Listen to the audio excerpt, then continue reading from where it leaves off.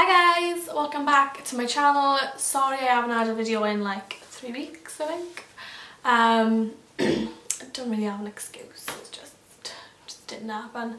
I felt like something was happening every day, but I feel like I've done nothing. This video is going to be all my must-have makeup brushes that I use nearly every single day, and these are all the makeup brushes I would use to create a complete look. So I will be showing you little clips of me doing this makeup with the brushes and everything, just to show you what you can achieve with these brushes, like the full blown dramatic makeup. I'll also point out which ones you might not need, which it's not like necessary, but I find a use for it every day. So if you're starting out with makeup and you just want some like essential makeup brushes, I'll point out the ones that that you need. I thought I'd do something a bit different rather than just sit here and tell you what ones I like. So I thought I'd show you how I use them as well. So yeah, if you like this video, please give it a thumbs up and subscribe to my channel if you are not already. Let's go. For eyebrows, I use the same brush for eyebrows and eyeliner. So it's the Wing Liner Zoeva 317 brush. So this is really good for like precise application of like the brow, like if you want to do little tiny brow hair strokes and to create like a really sharp line on your liner. It's just the most sort of pinched thin angle brush that I've ever used. I should really get two, but obviously you can kill two birds with one stone. That's what I do, and I use the same one and I just clean in between to use for the brows and my eyeliner. So this is like a must-have. Like if you do eyebrows and eyeliner a lot, I use this with my gel liner. I think it's the Kiko one I used. Yeah, the Kiko one. So yeah, that's that. Now this is my MAC 252 large sort of shader brush, and this is just like a synthetic large concealer brush, and I use this to apply my eye base with. So I used concealer today, and I use that concealer just to clean up underneath my eyebrows as well. Because it is so large, it gets the job done really quickly, and yeah, it just applies it really well. Because it's synthetic, it lays down the concealer really nicely. I know it's expensive, but I do use it every single day, so it is worth it. Okay, now everyone needs a sort of big fluffy blending brush for the eyes, I mean. So this is the MAC 224, and the Sigma E40 is exactly the same. I had that one for a long time, but it's just gone really scratchy. I've literally beaten it to a pulp. So that one's also very similar. I know Zoeva do one, but I'm not sure what number that is. But I just went into MAC one day and I asked for this, and I've been using it ever since. So this is what I use as for my transition shade. So like I'll use like a light peachy shade or a light mid-tone brown or whatever my transition is. I take this and just run it all through my crease and then to buff outwards towards the brow bone, etc. And yeah, it just does a really good job of blending. If you want to get into eye makeup and you're looking to buy like a certain brush, I would start with this one. Start with this one for your transition, because you need a transition to do good eyeshadow. That's like the number one tip with eyeshadow: transition. My next brush is the Zoeva 227, which is the same as a MAC 217. I know Bdellium Tools got one, I've got that one actually. Bdellium Tools 776 is exactly the same, so they literally look exactly the same. But I just prefer my Zoeva one. I think it's because I've used it a bit more. But it's kind of like a paddle fluffy brush. So at one angle it looks quite like flat, and then when you turn it on its side, it looks a bit pinched and like a different shape. But I love this to go sort of more precisely into my crease, and I switch directions when I use this. So when I go in, I use the sort of like thinnest side, going horizontal into my crease, and then I like to turn it on its side so the widest part is kind of going in the direction that I'm going, and then I buff out the edges that way.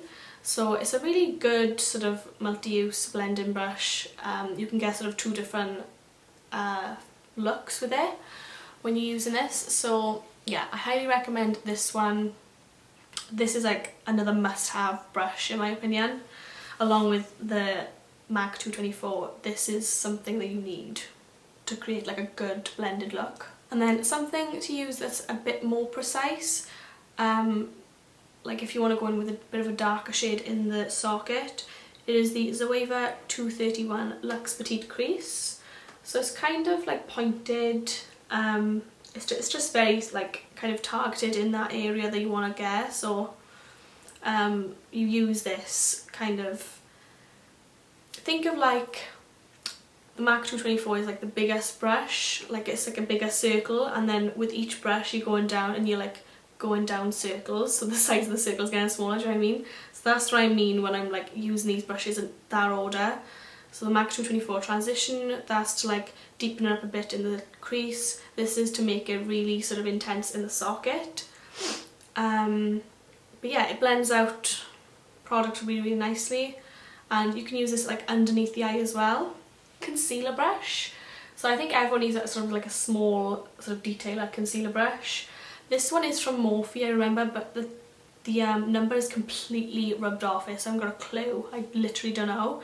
I will try and find it online and link it down below, but ooh, yeah, I don't know. I can't promise anything, but if not, I will find something very similar that you can find, and I'm sure like any sort of small concealer brush will do, but this is just the one that I have, and I've just used it like ever since I've got it.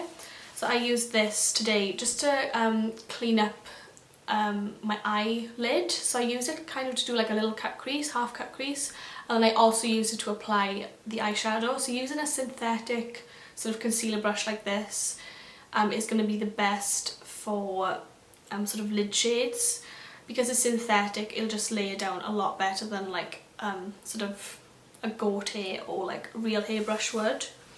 So you can use some Fix Plus or water if you want, just to spritz your brush to intensify whatever you're putting it on with. And this brush, I always use this, like always, always, always. This is to even further deepen sort of the outer V and right in the socket as well. I use this with really dark shades like blacks and stuff. This is the Morphe M506. So it's a really petite, small blending brush. It's quite pointed as well. But yeah, it's just so good. I have two of these. Well, I have the M507 and M506. They're both exactly the same. I thought when I was ordering them they would be a bit different, but they look exactly the same.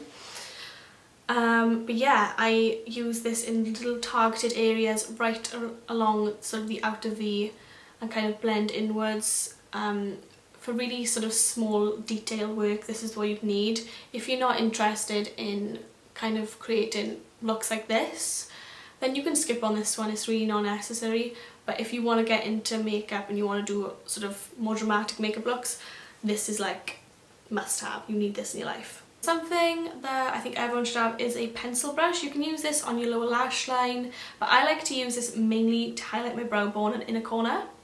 Ooh, I forgot to highlight my inner corner today. But yeah, this is what I like to apply my brow bone highlight with, just because I like how small it is and it's a little bit fluffy, so it's easy kind of to blend into the transition.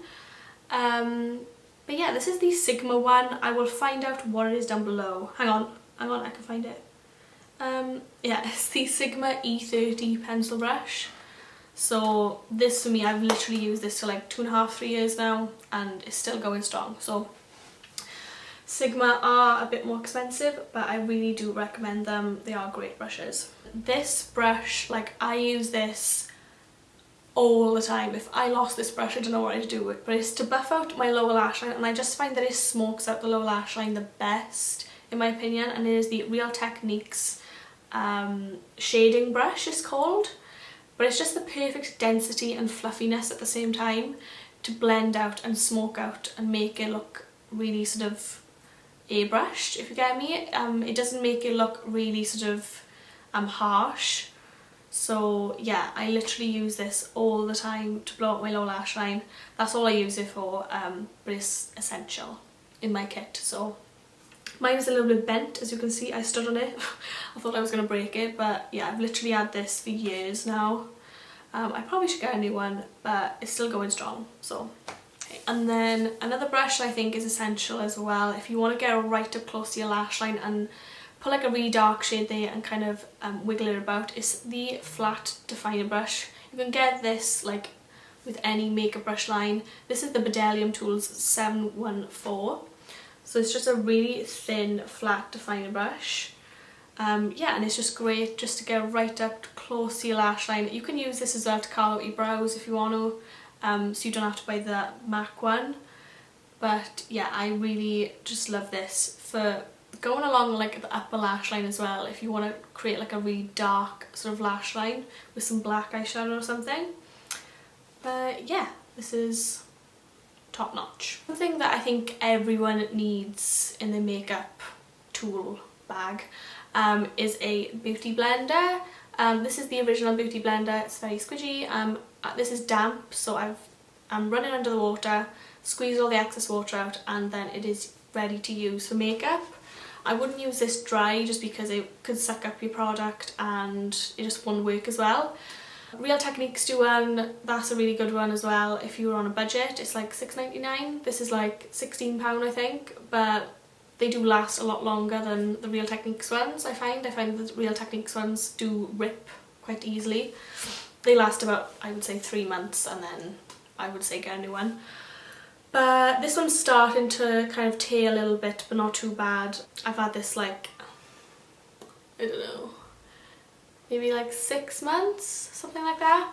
I have 2 of them. I usually use one for like all my liquids like foundation, concealer, and then I use the other one for the powder because I like to set my face with powder as well with the beauty blender. Use that damp as well. I prefer it sort of damp but very like almost dry, if you get what I mean. Still quite squidgy though. Yeah. So like I've used this one for the powder, as you can see all the white powder, and then this one I've used for like my concealer. To apply your foundation, just pounce it on your face. Today I used a brush, so I'll show you how I use that. But this, yeah, I just use this today just to blend out my concealer underneath my eyes, forehead, nose, chin, and it just blends out products beautifully.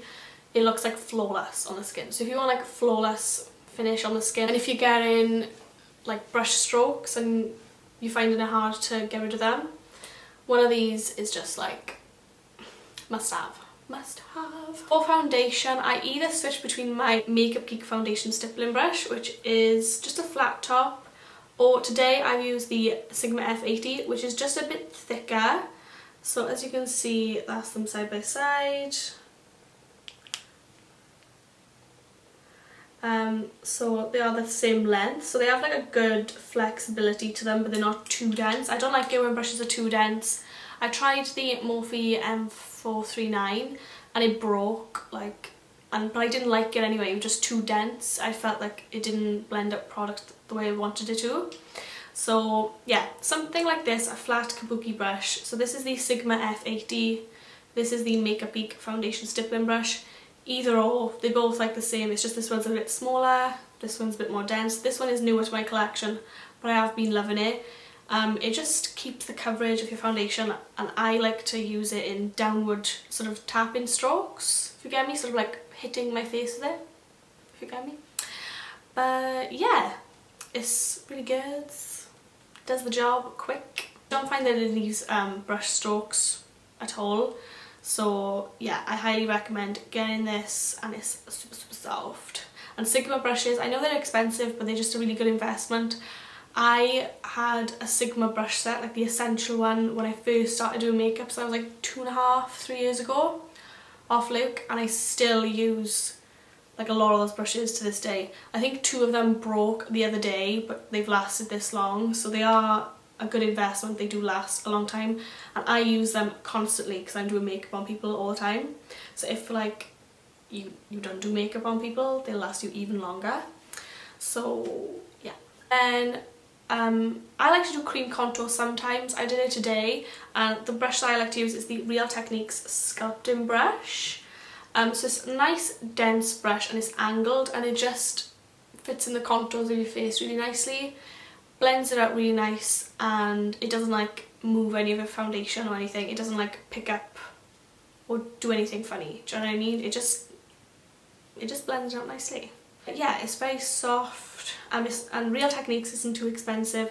This one came in a set with like a fan brush and a setting brush. The setting brush is also very, very, very good. If you don't want to get a beauty blender, I do recommend this Real Techniques setting brush. It comes in the set. I don't really use the fan brush because it's just a bit too thin, but this is a really good brush. I didn't use this today, but I do use it a lot, so yeah, just to let you know. But yeah, this is not essential if you're not doing cream contouring or whatever, then you don't like need this, but this is what I love to use if I'm doing cream contour. I just find that it works the best. And for a powder brush, I either use this to set my foundation or I use it to like dust off excess powder, so that's what I've done today. This is the Zoeva 106 powder brush. It's just a very sort of fluffy round powder brush, and it just blends off the powder really, really nicely. It doesn't like move the foundation underneath or anything because it is so like fluffy and floppy, if you get me. Or I use patting motions to tap on the powder if I'm setting my face with the brush, but I usually set my face with the beauty blender. I just press in all the powder, and then with this brush I just dust off the excess powder. For bronzer, you can use this to contour as well. You don't need to buy the next one that I'm going to talk about for contour, but I do use all these brushes for different reasons. So this is the little angle brush from Zoeva. It's the Zoeva Luxe Sheer Cheek 127. So it just looks like this, and it's just perfect just to get in that sort of hollow of the face. I use it around the forehead, down the neck. But yeah, it's a nice sort of like width and sort of density. It's really sort of fluffy. You can use this to contour as well, to chisel out the cheekbones, but I just find this a bit too fluffy to do like precise contouring. So yeah, this is my favourite sort of bronzer brush. You can also double this up as like your blush brush. And then also this is like one of my favourite most used brushes. This is the Morphe M530 brush. It's just a little tiny little dome brush, and it's perfect for contouring. Like it gets right in there and it does like a really good job of blending out the contour and not making it too harsh, because it is that perfect sort of fluffiness, and it's quite small. But yeah, that's kind of like all I use this for. You can use this for blush as well if you wanted to. It's like a nice size for your cheek. Kind of like either or with those two, but I do really love this brush, and I've had it for ages, and like all the numbers basically come off. So yeah, I'd probably go with this one. It does bronze nicely, but it's a little bit too small maybe. I don't really use this for bronzer, so yeah, but I do really love this one. Okay, and then a brush that I like to use a lot for my nose contour, because I don't like a really harsh nose contour, and this just blends out the powder really, really nicely. It's the Zoeva Luxe Face Paint Brush. I think it's the 109, I could be wrong. I'll leave it down below. But it's basically this, and I just pick up the product on here and just go like this down the side of the nose. Because of its density, it's not too dense, so it still has a bit of movement, a bit of bend to it. So when you blend it out, it's not gonna leave like a really harsh line.